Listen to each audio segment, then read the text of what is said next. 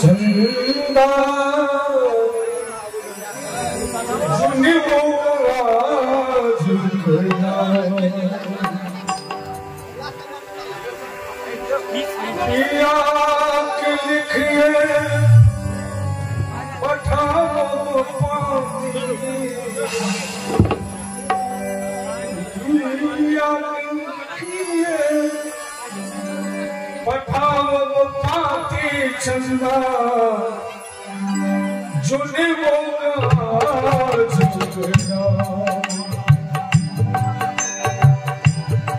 चंदा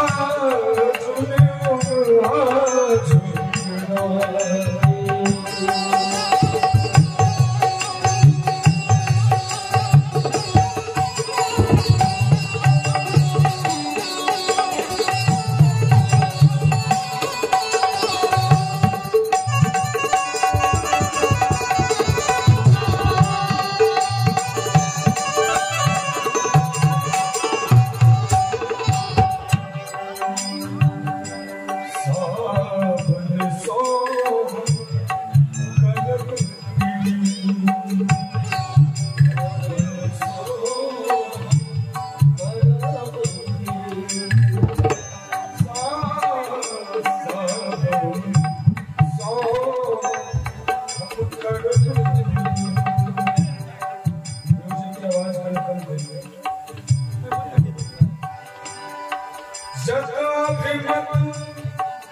अभिसारक रीति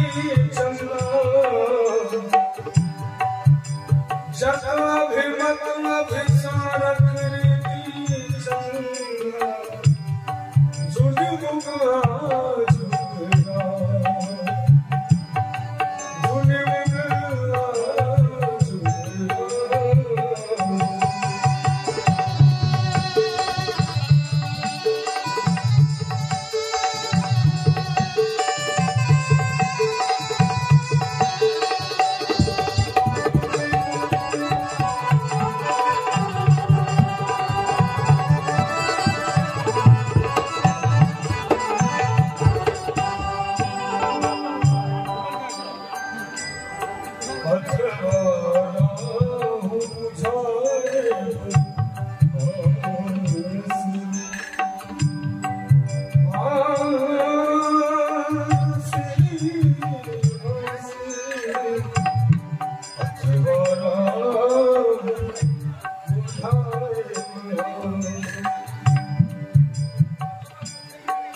जन मुगल हस्तन ससी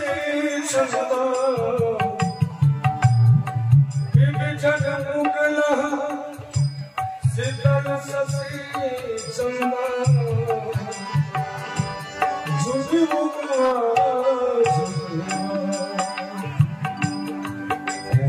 जतन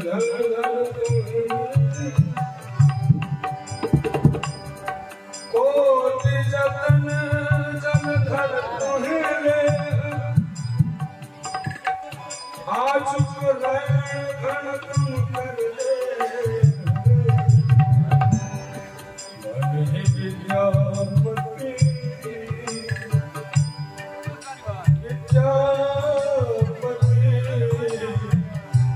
मन ही विद्यापति शुभ अभिसार हल जन करत परब पुकार संदा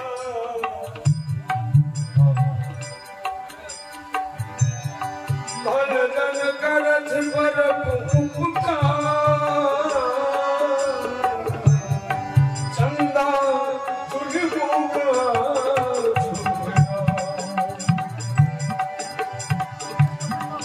पिया के लिखिए